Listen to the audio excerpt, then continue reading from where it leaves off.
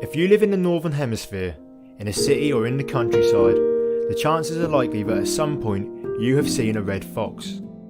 They're the most widely distributed carnivore mammal in the world and are found across the whole of Europe, some parts of Russia, North America, Japan, India, Northern Africa and Australia. Alongside this geographical range, red foxes are also found in a lot of different habitats. They are just at home in industrial city centres as they are among deciduous woodlands or along the coast.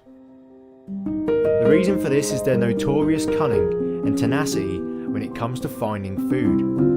They're renowned for their persistent attempts to break into chicken coops and are very capable hunters of birds, small mammals, insects and even amphibians. However, they are flexible in their diet and will also eat berries, fruits and scraps from people. Red foxes are around the same size as a small dog, around 50 centimeters tall at the shoulder and grow to a maximum weight of 14 kilos. That's 20 inches and 31 pounds in old money. They have ginger fur over their faces, backs and sides, down their legs and over most of their tail. They have a lighter white or cream underside and can have darker feet and tips of their tails.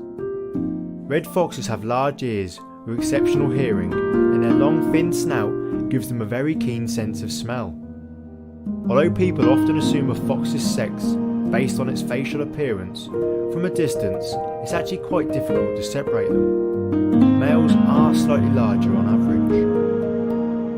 Foxes begin to think about breeding from late December to early February, when a male and a female will court each other, often at night time and usually involving lots of high-pitched, unearthly screams and squeals.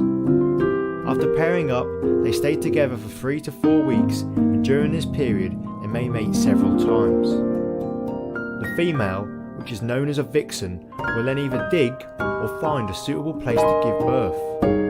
This place is known as a den or an earth, and after approximately 53 days she will give birth to between 3 and 5 cubs. These are born blind, with short round faces and dark brown fur.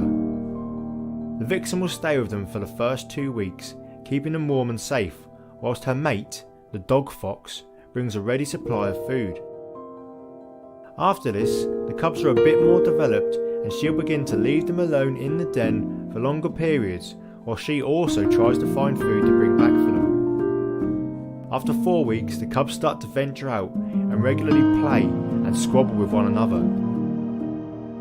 This isn't usually too rough, but during this time, some of the cubs will be establishing dominance over the others, and this social hierarchy can stay with them later into life.